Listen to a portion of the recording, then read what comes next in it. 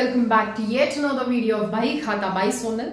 आज हम लोग इश्यू ऑफ शेयर्स का ही एक न्यू एंड एक्साइटिंग टॉपिक है, बहुत जबरदस्त टॉपिक है अपने आप में ही, ठीक है। तो उसको ये केवल क्लास 12 में आपको देखने को नहीं मिलेगा, आगे भी देखने को मिलेंगे, ठीक है। तो फिर स्टार्ट करते हैं इस टॉपिक को, और इस टॉपिक का नाम है फॉरफिचर ऑफ शेयर। तो देखो, फॉरफिचर का मतलब होता है जब्त कर लेना। क्या कर लेना? जब्त कर लेना, ठीक है। अब यहाँ पे समझो, बात समझो। सपोज एक कोई शेयर होल्डर है, ठीक है। सपोज कोई शेयर होल्डर है, ठीक।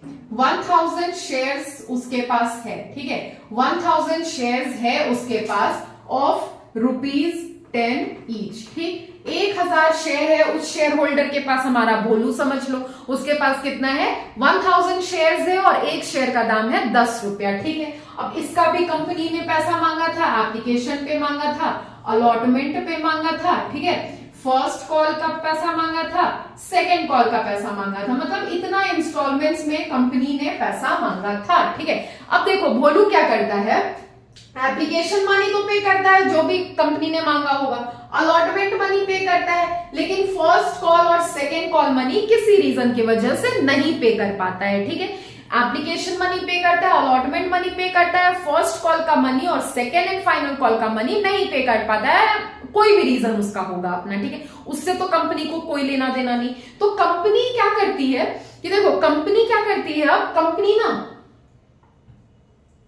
इसका जो भी शेयर था, जितना भी शेयर था, पहले तो कंपनी फर्स्ट कॉल का पैसा मांगती है, ठीक है, वो नहीं दे पाता है, ठीक है, चलो कोई बात नहीं। फिर कंपनी सेकेंड कॉल का पैसा मांगती है, वो नहीं दे पाता है, अगेन नहीं देता है, ठीक है। तो इस केस में कंपनी क्या करती है? उसका जो 1000 शेयर्स था उसको जब्त कर लेती है। क्या कर लेती है? जब्त कर लेती है। जब्त कर लेती है, ठीक है, मतलब फॉरफिट कर लेती है, जब्त कर ली, ठीक है, कंपनी जब्त कर ली। अब देखो, अब इस केस में भोलू क्या बोलेगा कि ठीक है, फर्स्ट कॉल का पैसा आपने मांगा, हमने नहीं दिया, सेकंड कॉल का पैसा आपने मांगा, हमने नहीं दिया, अब आपने अपना शेयर जब्त कर लिया है, ठीक है। तो मैंने जितना पेमेंट किया है application money and allotment money तो उसने पे किया था, इसका पैसा भोलू क्या करता है? वापस मांगता है, रिटर्न करने को बोलता है, ठीक है, रिटर्न करने को बोलता है भोलू। लेकिन क्या कंपनी, एक तो कंपनी को यहाँ पे लॉस भी हुआ, और कंपनी को जो पैसा आया हुआ था वो कंपनी क्या अपना पैसा वापस कर देगी भोलू को या किसी भी शेयर होल्डर को? जी नहीं, कंपनी अपना पैसा जो भी उसको मिला हुआ है, एप्लीकेशन मनी, अलॉटमेंट मनी, उसको कंपनी कभी भी वो पैसा रिटर्न नहीं करती है, ठीक है। क्या करती है? रिटर्न नहीं करती है, कंपनी रिटर्न नहीं करती है। इसी पूरे प्रोसेस को बोलते हैं फॉरफिचर ऑफ शेयर्स। क्या बोलते हैं? Forfeiture of shares. जब्त कर लेना, शेयर्स को क्या कर लेती है कंपनी? जब्त कर लेती है, कैंसिल कर देती है, ठीक है। तो फिर अब देखो, अब देखो, फॉरफिट शेयर भी ना दो तरह से, हमने issue of share at par at premium किया था, ठीक है, जाना था, सीखा था, समझा था। तो फॉरफिट भी ना कंपनी दो तरीके से करती है शेयर्स को, एक तो एट पार पे और दूसरा एट प्रीमियम पे, ठीक है। तो फिर जल्दी से वो कॉन्सेप्ट समझते हैं, ठीक है।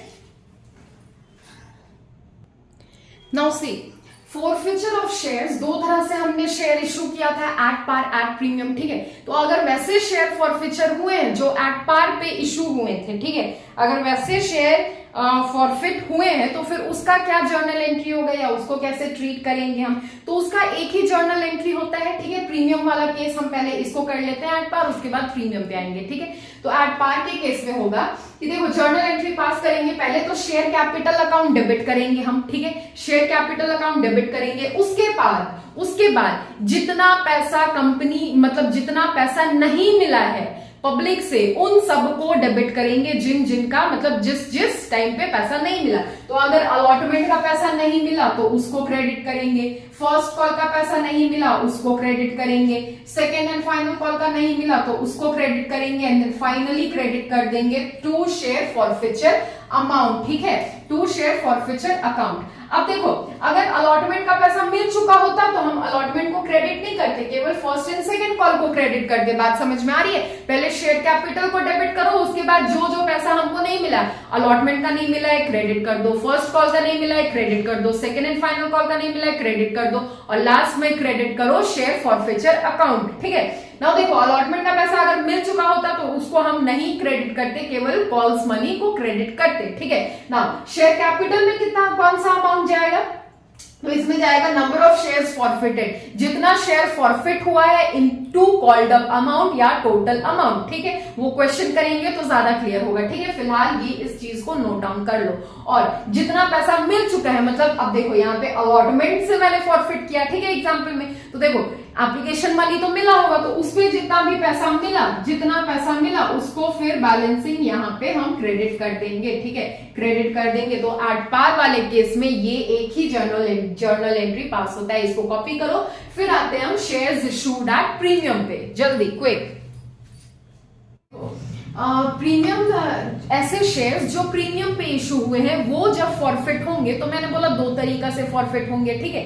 एक तो जब प्रीमियम का पैसा रिसीव हो चुका होगा, और दूसरा जब प्रीमियम मनी रिसीव नहीं किया होगा कंपनी ने, ठीक है। तो इसको समझने का पहले हम समझेंगे when premium amount is received, ठीक है। तो इसको समझने के लिए देखो एक छोटा सा एग्जांपल है। 1000 शेयर्स इशू किया है कोई कंपनी, एक शेयर का दाम है 10 रुपया, और उस पर 2 रुपया प्रीमियम भी अपना ऐड किया है, प्रॉफिट ऐड किया है कंपनी ने, तो टोटल हो गया 12 रुपया का, ठीक है। और ये कंपनी ये 10 रुपया कैसे मांगी थी? एप्लीकेशन पे 4 रुपया, अलॉटमेंट पे 3 रुपया और 2 रुपया प्रीमियम का था, फर्स्ट कॉल पे 2 रुपीज एंड सेकेंड कॉल पे 1 रुपया, ठीक है। अब क्या हुआ कि कोई शेयर होल्डर है, एप्लीकेशन मनी दे दिया, अलॉटमेंट मनी दे दिया। अब अलॉटमेंट मनी के साथ ही प्रीमियम का पैसा मांगी थी कंपनी ने, तो अलॉटमेंट मनी के साथ ही प्रीमियम का पैसा मिल गया उसको, ठीक है। अब नहीं मिला तो कॉल मनी, तो यहाँ पे हम एंट्री क्या पास करेंगे? Share capital account debit 1000 into ₹10, 10,000 to जो नहीं मिला पैसा, तो कॉल्स मनी नहीं मिला है, एप्लीकेशन अलॉटमेंट तो मिल चुका है, तो to share first call account 1000 रुपया इंटू ₹2 नहीं मिला तो 2000, to share second and final call 1000 into ₹1 नहीं मिला तो 1000, टू शेयर फॉरफिचर अकाउंट। और मैंने क्या बोला था कि यहाँ पे इस वाले केस में जितना अमाउंट मिल चुका होता है ना, वो फिर क्रेडिट हो जाता है। तो कितना मिला है? देखो 4 रुपया एप्लीकेशन पे और 3 रुपया अलॉटमेंट पे, 7 रुपया मिल गया है, तो 1000 इंटू ₹7 करेंगे तो 7000 ही तो आएगा, ठीक है। तो when premium money is received वाला केस आएगा तो ये जर्नल एंट्री पास करना और अमाउंट के कॉलम में ऐसे ट्रीट करना, ठीक है। इसको कॉपी करो। अब आते हैं when premium amount is not received पे, जल्दी। अब देखो यहाँ पे ना ये वाले केस में क्योंकि प्रीमियम का पैसा मिल चुका है तो उसका कोई अलग से एंट्री नहीं होगा एज सिक्योरिटीज प्रीमियम रिजर्व करके, कुछ नहीं होगा। उसका पैसा तो मिल ही गया, तो कंपनी को उससे क्या करना है ना, बस कंपनी के पास पैसा आना चाहिए, ठीक है। Now see when premium amount is not received, ये वाला केस अब हम करते हैं, ठीक है। ये हमारा हो चुका, ये वाला केस है, ठीक है। प्रीमियम अमाउंट नहीं रिसीव हुआ है, ठीक, ये वाला केस है। एप्लीकेशन का मनी मिल गया, अलॉटमेंट का नहीं मिला, फर्स्ट कॉल का नहीं मिला और सेकंड कॉल का नहीं मिला, ठीक है। अब अलॉटमेंट के साथ ही प्रीमियम अमाउंट था तो अलॉटमेंट नहीं मिला तो प्रीमियम का पैसा भी नहीं मिला, ठीक है। अब क्या कंपनी करेगी? अब कंपनी रोएगी, प्रीमियम का पैसा नहीं मिला, हाय प्रीमियम का पैसा नहीं मिला, ठीक है। तो इसलिए उसका अलग से एंट्री होगा, पैसा मिल गया तो प्रीमियम का अलग से कोई एंट्री नहीं होगा, ठीक है। तो अब क्या एंट्री होगा? Share capital account debit 10,000 into ₹10, 10,000 debit करेंगे। Securities premium reserve account debit नहीं मिला है ना प्रीमियम का पैसा, तो वो तो कंपनी के लिए लॉस हो गया। लॉस हमेशा डेबिट होता है, ठीक है। तो कितना से डेबिट होगा? कितना मिलना था? 1000 पे 2 रुपया करके मिलना था ना प्रीमियम, तो 1000 इंटू ₹2 करेंगे, 2000 कहाँ कर दिया है मैंने? अच्छा इधर कर दिया, चलो 2000 इधर है ना, डेबिट कर देंगे, ठीक है। 12,000, ठीक है। नाउ देखो उसके बाद जो पैसा नहीं मिला, जिसका नहीं मिला उसको क्रेडिट करते हैं ना, तो आप अलॉटमेंट भी नहीं मिला है, क्रेडिट करो। टू शेयर अलॉटमेंट अकाउंट कितना? 1000, टोटल कितना मिलना था? 5 रुपया, इसमें भी इंक्लूड करेंगे प्रीमियम का पैसा, ठीक है, into ₹5, 5,000। To share first call account 1000 into 2, तो फिर 2000।